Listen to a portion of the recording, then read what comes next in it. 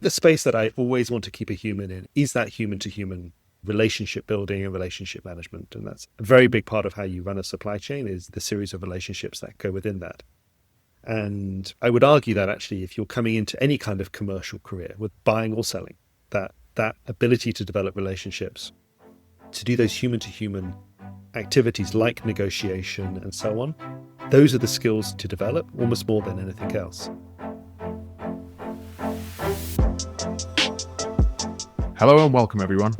I'm Sam Chappell and this is Not a Threat. This show explores how to prepare for an AI-first future. Through conversations with leaders at the forefront of AI, we examine how organizations and individuals can harness its potential and thrive in an AI-first world. You can find notes from this discussion, along with other episodes, frameworks, and more at notathreat.ai. My guest today is Luc van der Waals. Luc manages the North American offshore supply chain for SLB, a multinational oilfield services company. Previously, he led digital transformation across SLB's global planning and supply chain operations. His focus has been on using technology to drive real-world impact, streamlining operations, embedding sustainability, and rethinking how data and automation can be used to build more resilient, efficient systems. In his spare time, Luc produces the innovative AI On podcast, where he interviews AI-generated experts to explore complex questions across technology, business, and society. He shares insights from both his career and the creative process behind the show, reflecting on what each has taught him about the surprising capabilities and limitations of AI. So, please enjoy my conversation with Luc van der Waals. So, before the pandemic, I'd barely thought about supply chains, and now they seem to constantly be in the news. As someone who's been in the thick of it through all the recent disruptions, what have you learned are the enduring priorities when coordinating global supply chains? I think supply chain is certainly never a dull moment. The last few years have taken that probably up a couple of orders of magnitude. I've been doing this for 20 odd years now, running supply chains in different ways, and the basics are the right stuff in the right place at the right time at the right price, which sounds incredibly easy to do. But actually, when what you're looking at these days is a level of resiliency management that goes on top of that. So yes, it's about getting the right stuff for the right price, but it's very much about how you can now adapt to rapid changes. Most recently, we've got all of the changes that came with tariffs, but non-trade barriers have been going up. Trade barriers have been going up over the last few years in different ways. And what you're actually dealing with in a supply chain, I think today is a series of constrained optimization problems, which you're trying to work out how to get to a conclusion for those. And there's actually just an example that came up just before we started talking today, right? One of my team reached out to me and told me a reel that we're trying to send through a tunnel in Alaska is 2 inches too big to fit through the tunnel. And now we're trying to work out how you solve that problem with a single rail line that runs through Alaska, and something which is obviously of a certain size and is going to struggle to fit through there. So I think that's a microcosm of everything that we face in supply chains, so that as the world has become more disconnected in some ways, and these kind of trade and non-trade barriers have increased, it's become increasingly complex to solve those optimizations. It's funny you use that example. I heard a story recently of SpaceX trying to get one of their rockets, was it from Texas to Florida? And rather than shipping it offshore, it was cheaper to drive it, but they had to think about even how low are the wires of telephone lines overhead. And there was a guy walking around with a stick, and they just drove for 8 days straight, teams of people swapping in and out and getting out the cab, lifting up lines. And it sounds so rudimentary, and actually it's just a guy with a stick. Yeah. That's solving the problems. On that point of problems, what are some of the most interesting problems that you've tackled during your career?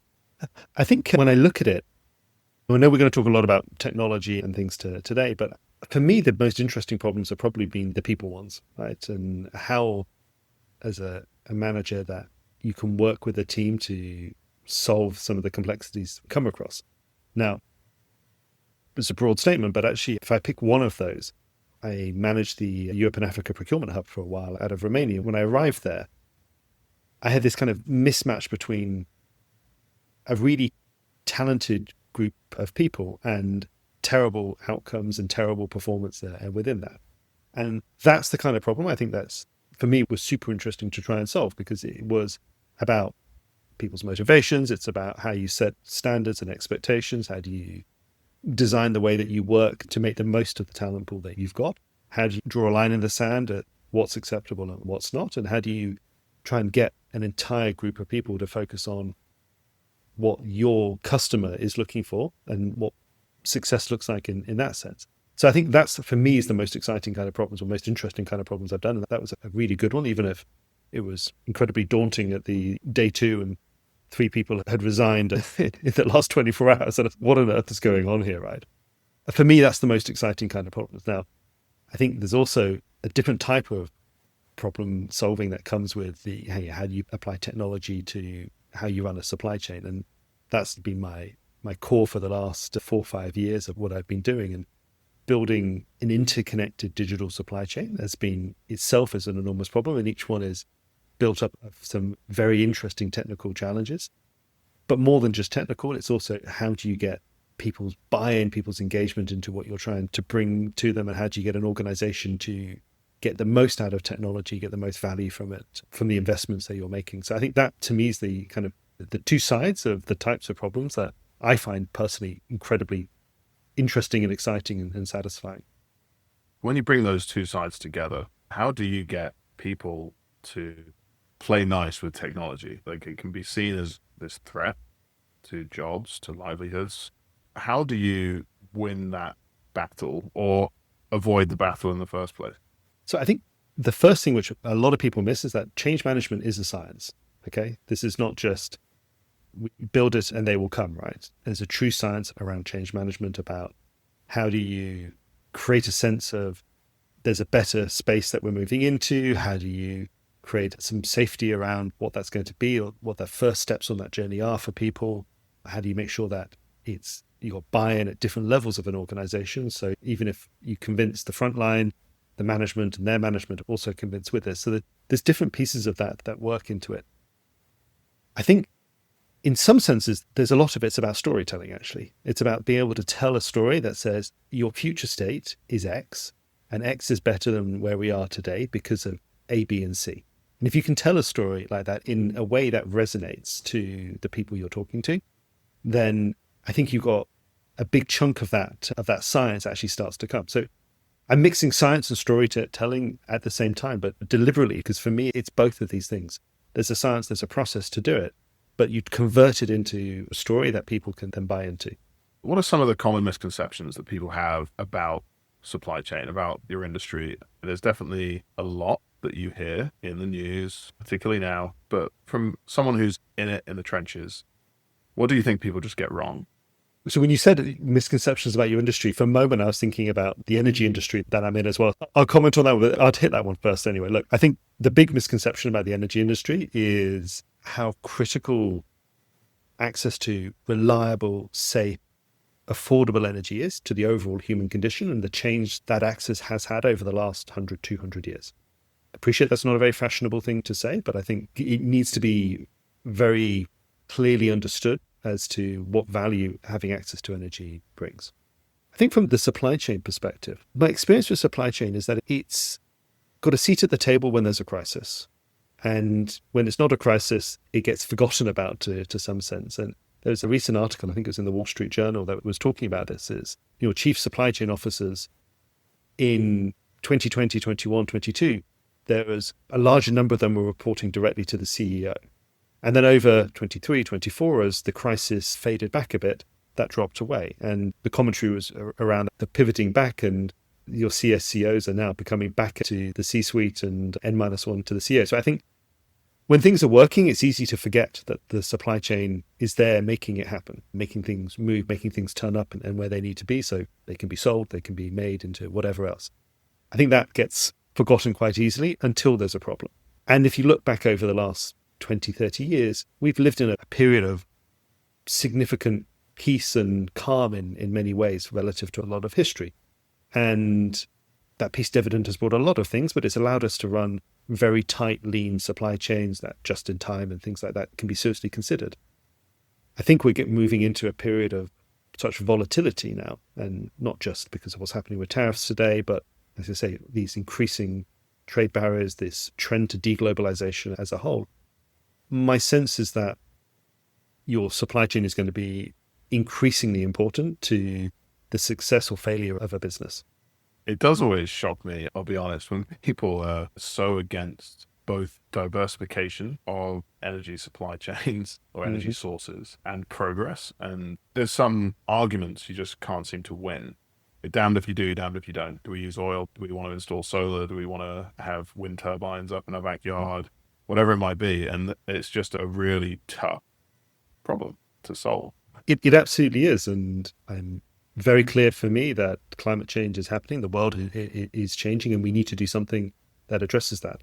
At the same time, we need to have access to reliable, safe energy for the world as a whole. And those two things have to be managed together. You can't deal with it as one and then forget about the other. And that, for me, why is there's a mix. And this energy mix is important, that you need to have access to liquids and oil. I think solar, for sure, is a piece of that. There's an interesting question about mix and balance that came out of the Iberian Peninsula a week or so ago. And what happens if you don't have gas turbines and generators there to manage your inertia within an electrical grid? And for me, nuclear should be a significant part of that mix as well.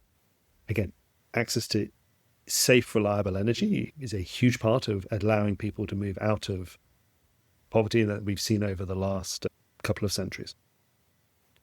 Yeah, it's also going to be essential for powering all these data centers that AI is going to be running on. Absolutely, yes. So with that artful pivot, what legacy processes or systems in your space are threatened by AI?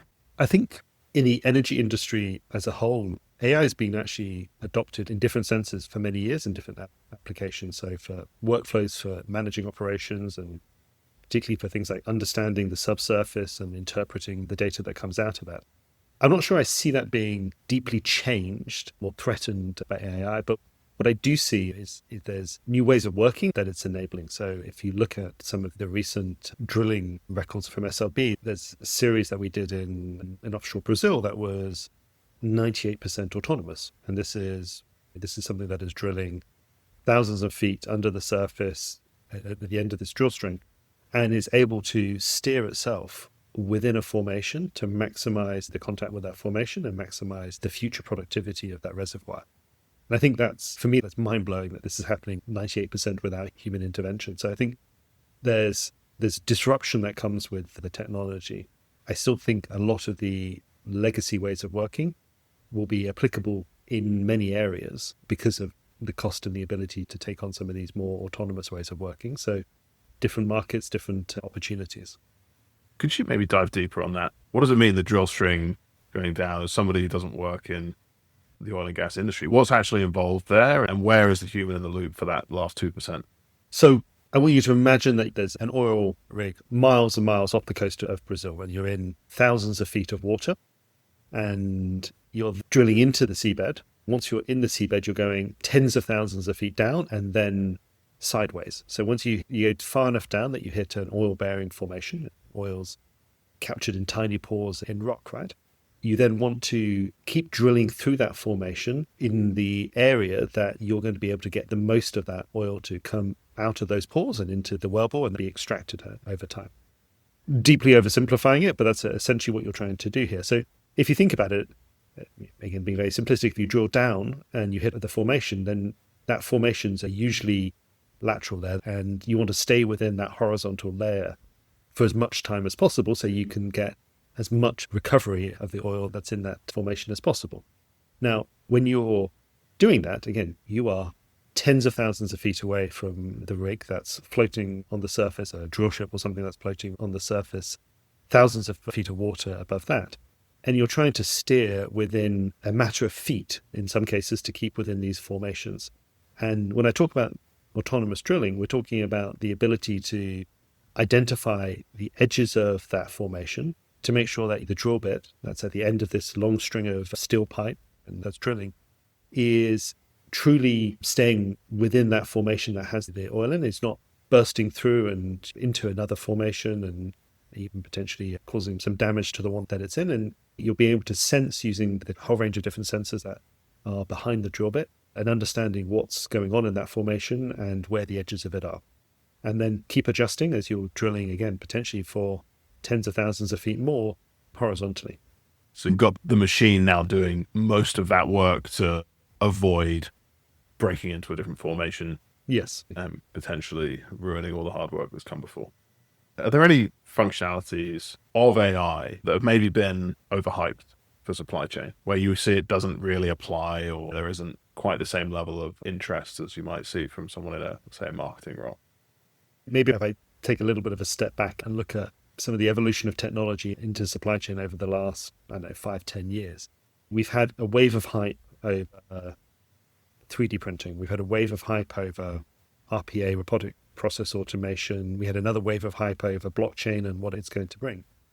And now we're getting into another wave of hype over AI and over agents. For those first three, I think there's been a reality check for each one of them. And in most cases, they've settled down to a niche that makes sense and they can work. So each one of them still exists, but it's not necessarily the transformative impact that was hyped up at the time. There's a question now, what happens with agents and agentic AI and that broader AI situation that we're in today? Is that going to fall into the same niche application situation, or is it going to be a lot more general? My sense on this at the moment is that this time it is different, which I know is a very dangerous comment to make and is generally proven wrong if you're investing at least. But I think the more general applicability that AI is bringing, and particularly comes with large language models and then coupling of agents together into multi-agent systems, I'm seeing that has a lot more scalable potential than necessarily some of these other technologies have done. Now, this one, maybe we talk again in a year's time and we see what's actually happened and how that's evolved. But my sense is this probably is a little bit different to this time because of the general applicability of it, or the broad applicability that we've got, and how it can be built as a series of different agentic services or operations. As somebody who's built these systems for SLB, is there anything that's maybe harder than it should be when trying to deploy these tools and systems? Or is there any kind of investment that's required before AI can really deliver value within a business? So yes and yes to both of those questions. But I think if I look at what's harder, and this is not to say that we're anywhere near the end of this journey, but I think actually finding the right use cases that are both achievable and real world valuable at the same time. That's been quite challenging. There's a lot of great ideas, and wouldn't it be great if AI could do this? But what you want to prevent is this sense of getting into an endless series of pilots. It's got to turn into something that's materially valuable. And there's certainly plenty that AI can do in the supply chain space that does that, but that is a rabbit hole to avoid. If I look at where the investment's needed, for machine learning, I think it's become very clear over the last decade what that needs and what it needs in terms of data and volumes of data to be able to do that. So if I look maybe more at the LLM side of AI, I think while the tech stack is important, to me that's not the crux here, because that seems to be evolving so quickly that really what you need is to have almost an interchangeable stack, where as one technology gets significantly better than the other, you can slide it in, but the rest of your stack is still working. Modularity, flexibility, reusability kind of all comes into that. The bit that I think is the most important, though, is still your data. So same story actually as with ML, but maybe in a slightly different sense here, because I think one of the lessons that we've learned is that you've got to find a ways to make that enterprise data that you've got accessible to your AI. And this is not just about putting millions of transactional data points into an ML algorithm and getting the right predictions out. You've got to be able to make it understandable by agents that are working on a language basis. And I think that's the challenge. And that's still the challenge that we're working through on how to do that. And we've built up a pretty robust data ecosystem over the years that allows us to do a lot of analytics and a lot of work around that. But even that, we're finding we have to evolve and to building the right kind of data products that allow us to let the agents understand the content and the information in there and able to provide some context back to the users who are asking for it. I have a friend who was a data scientist, and he jokes that 90% of his time is spent cleaning data to make it work for a system. Has your experience been that with AI, the boundaries are a little looser around how clean that information needs to be because of that ability for an LLM to be fed a greater amount of context. It can perhaps even pick up on where there are these anomalies and discrepancies, or is it still that you need to go through it with a fine-tooth comb before you're going to get the result that you're looking for? So it's actually a really interesting question because in principle, the answer should be yes. You should be able to operate in a grayer space than we've done up until this point. I don't think we've got to that point. And so I can't say, yes, that's actually the way that I see it happening in practice. But in theory, that should be the answer. And that allows an understanding and an interpretation that's much less rules-based and much more about, I say, interpretation. The flip side I think I would give to that, particularly at this stage that we're in, this level of maturity, is that there's a trustability question. And right now, for me, at least the way that I'm approaching these problems, is that trustability is probably the number one thing that I'm focused on, because if I don't get the trustability right as we are introducing this to our teams, then the chance of them adopting and really getting engaged in using these technologies is low. And going back to the comments on change management earlier, you do have one chance for a first impression. That's part of that storytelling, is you have to manage that first impression as part of the change management process. And so I'm very cautious at this point about not allowing things that are untrustable to happen. Now, is that the right approach or not? I don't know. Maybe that makes it too slow and too cautious. That would be a fair challenge.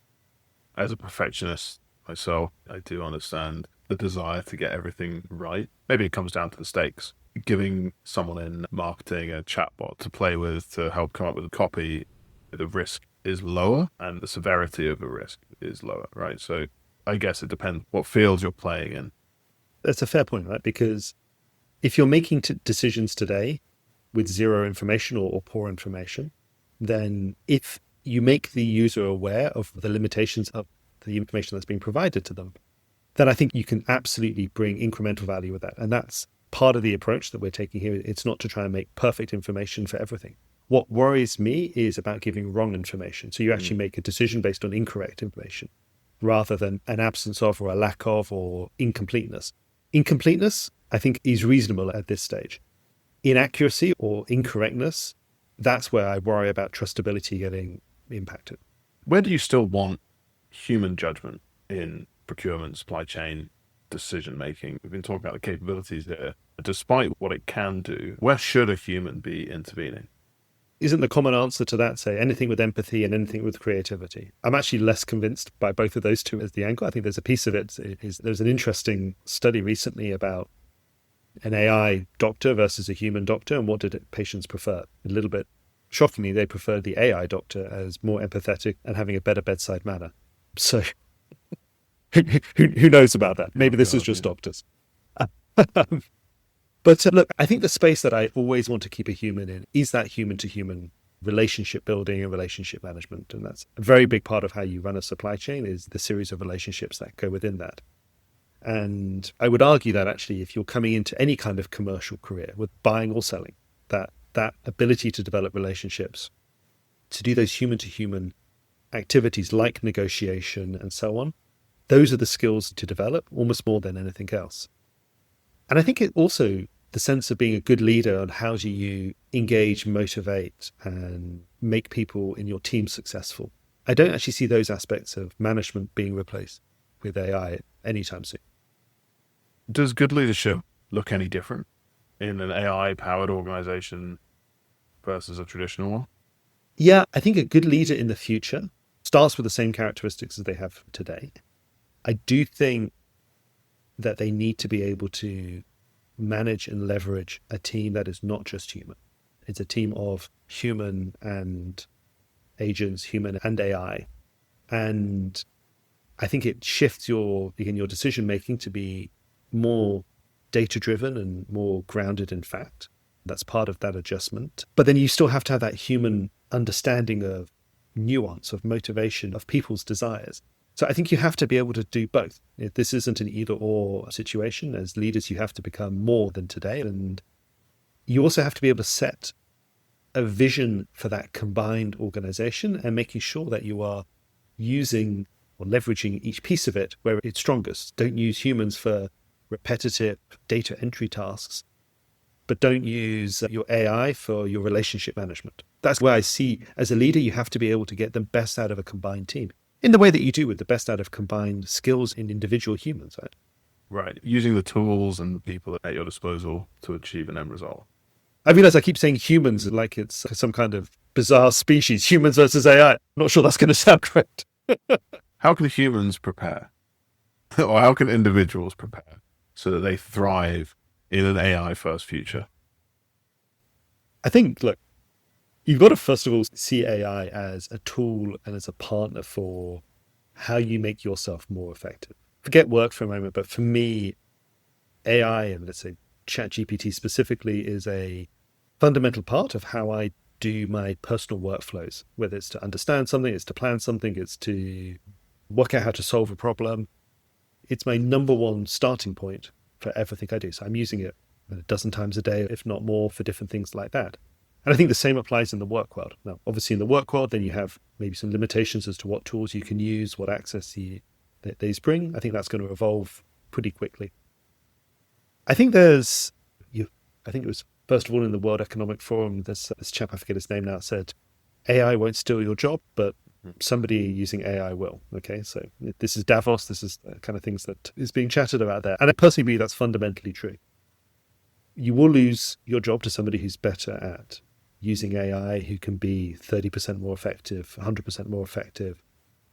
I think I can see that happening, and I think that's probably the risk. So the number one thing to do is to find the way that you can introduce it into the way that you work and to make yourself better.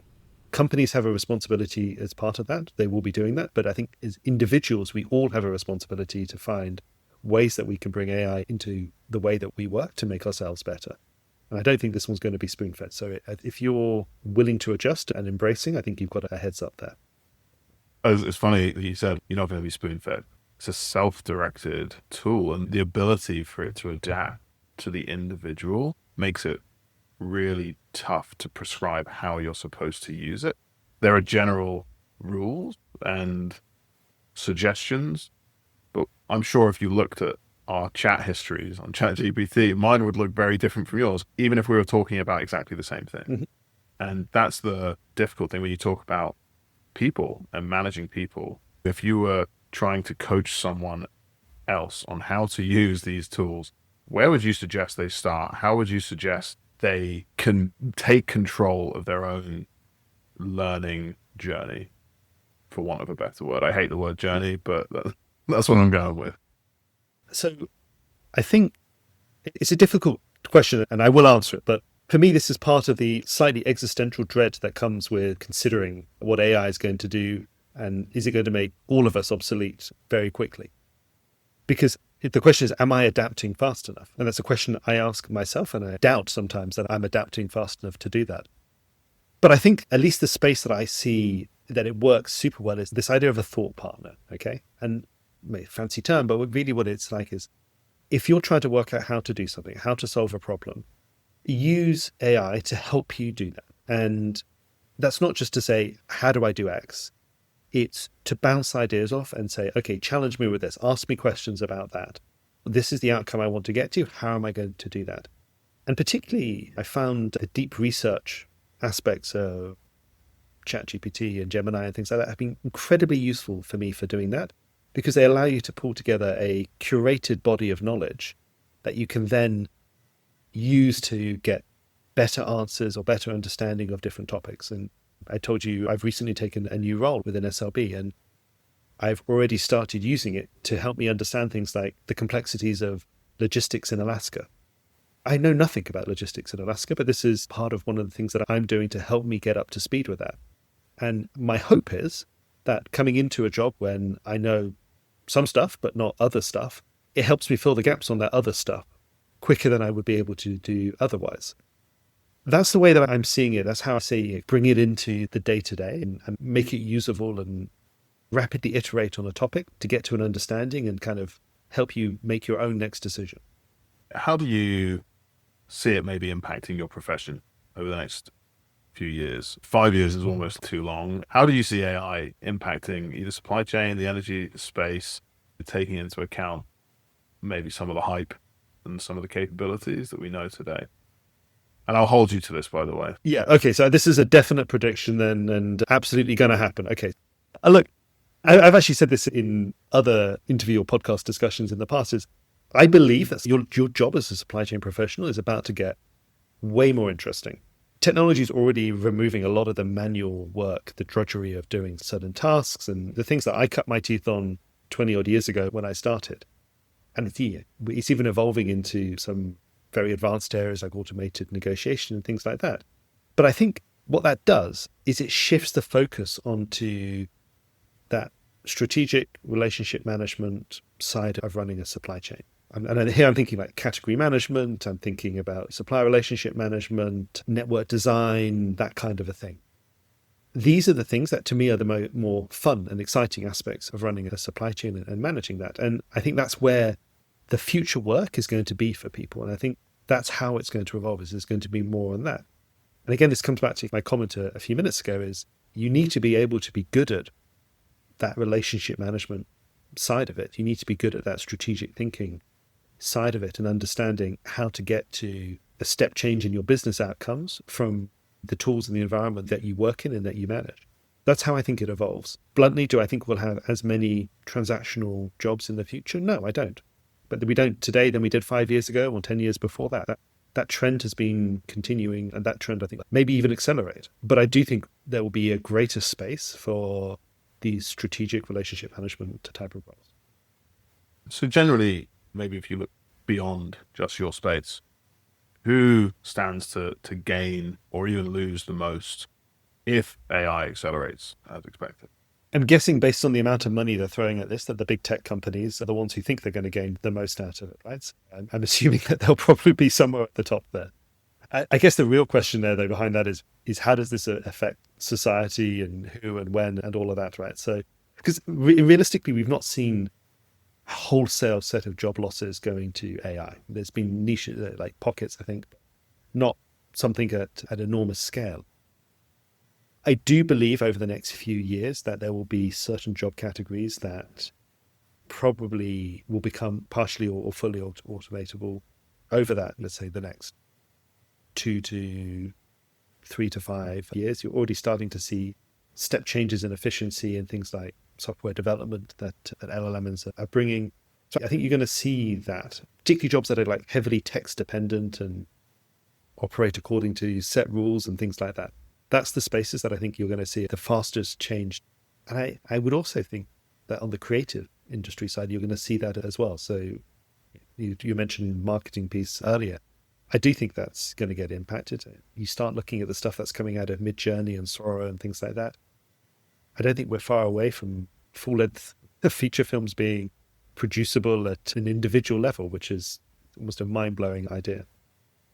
So I think it's going to be quite fragmented where it goes into, but yeah, those are the spaces I see at most at risk. On the flip side, it does make certain aspects of the economy or even just certain skill sets more accessible, right? Being able to create video, imagery, text, that kind of thing isn't necessarily anything you or I would have been able to probably do 5 years ago. But I know you are maybe one of the beneficiaries of AI and that you've been able to come up with a podcast. And it's a really interesting concept. Could you maybe just talk to me a little about it? So you're 100% right. I'm doing stuff with AI now that I could never have done on my own ability, bluntly, including creating videos and stuff like that. It's remarkable for that. Essentially, my concept came from this idea that I was sitting on another podcast last year and I was asked a question that I did a really fluffy job of answering. And I was like, you know what? ChatGPT could have done way better than that. Or if I could have asked ChatGPT, like in line with the question, I could have got a much sharper, smarter answer and looked a lot better and sounded a lot better coming out of that. And I was like, well, that didn't work out so well for that one. But it tickled this idea that what happens if you did ask ChatGPT, if you tried interviewing it as an expert in supply chain or an expert in AI, what would that look like? And I did that. And I tried interviewing it. I tried basically giving it a similar interview to the one I had to see what it would do. And frighteningly enough, it did a better job than I did. And it led to this idea that, okay, well, what about if you could like create personas within ChatGPT that were people that didn't exist, but they represented an expert in a field. So it could be an expert in AI, like I said, or it could be an expert in tariffs and how do you manage tariffs and things like that. And that was the essence of it. And that's what I do. I interview these non-existent experts and have actually some quite interesting and compelling conversations with them about the topics that they are deeply able to explain and to dig into. So how do you go about creating or building those personas and coming up with that conversation? Because I've tried talk to me as if you are so-and-so, but it seems quite like a shallow conversation at times, but I'm sure it's all down to the prompt, right? So a lot of it's down to the prompt, and then there's a bit of a process to do that I've refined over the last few months for that. But to give this big secret away, it's not that complicated. Okay, so actually what I do is I say, hey, I want to talk to somebody about tariffs. I want you to act as an expert on tariffs. Now, come up with a profile of somebody who would do that. And then we have an iteration on that. And the latest one I did on tariffs, it was this guy, David. He was a CEO of an automotive component supplier somewhere in the Midwest. Okay, bang, I've got a bio. And he gives me an entirely invented history, the schools he went to, the jobs that he's done, the quotes that he makes. And he comes up with a bio for that. So, okay, park that in on one side. I then go and use deep research to create a detailed research document about that. So I said, okay, if this is the situation you're facing, you're the CEO of an automotive company, how would you manage tariffs? What is it that you would do? What are the things, the options you've got? All of that. And ChatGPT goes away for 30 minutes and comes back, and you've got this 10-page, deeply researched links to all the different sources type of document. I feed those two things to ChatGPT, and it's in the prompt as well, but I explain, this is what I want you to do. You're going to act conversationally. We're going to have a conversation. And we do that. And I take the output of that, turn it into speech using text-to-speech simulator, record my questions, and bang, you've got a podcast. And it's quite fun. So what have you learned about AI through that production process, either the capabilities, the drawbacks? What have you taken away from that you can maybe apply elsewhere? So first of all, the hypothesis that AI is way smarter than me was 100% correct. It does a way better job of answering these questions. And you get some quite nuanced discussion with it as well. I've just done one where I've had two people arguing about how do you turn somebody in their 40s and help them live a long and healthy life. And if you prompt them completely differently, you can actually turn it into an argument that's quite good fun. And so it really gets nuance, and it can manage that, and it can understand different types of people and different types of personalities. So that was one side of it. The other thing that I found out actually only in the last couple of weeks is if you're struggling with something like anything on your computer and you take a screenshot of it and you ask ChatGPT, say, how do you do this? For example, I was trying to create the video version of this. It would tell you, okay, this is all the things you're doing wrong in Adobe, and these are the settings that you can correct, literally just from a screenshot. And secondly, it will give you creative advice that says, yeah, but your thumbnail sucks. You need to change these colors. You need to move the head over here. You need to do this and this. And it's right?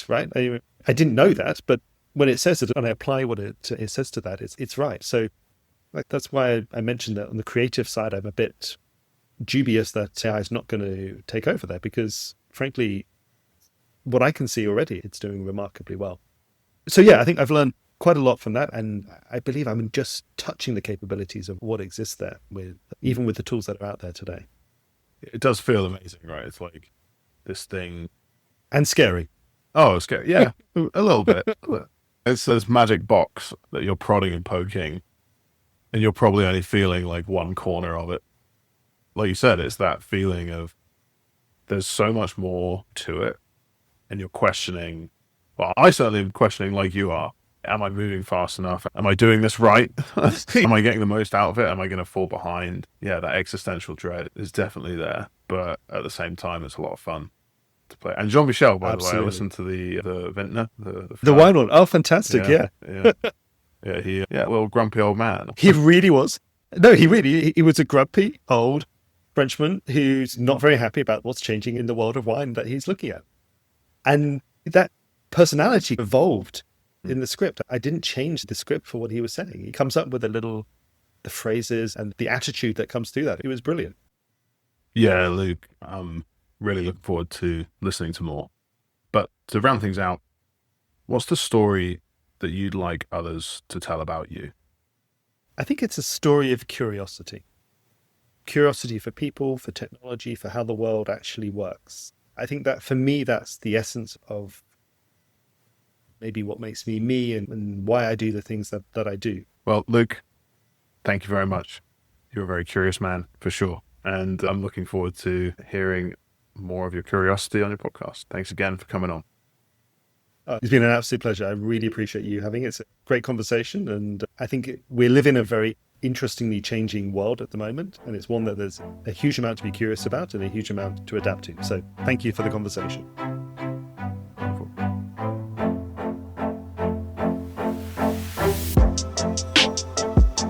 If you enjoyed this episode, check out notathreat.ai. There you'll find every episode of this podcast complete with show notes and resources to keep learning. You can also sign up for the Not a Threat newsletter, where we condense episodes into the big ideas and share practical tools, frameworks, and insights to help you prepare for an AI-first future.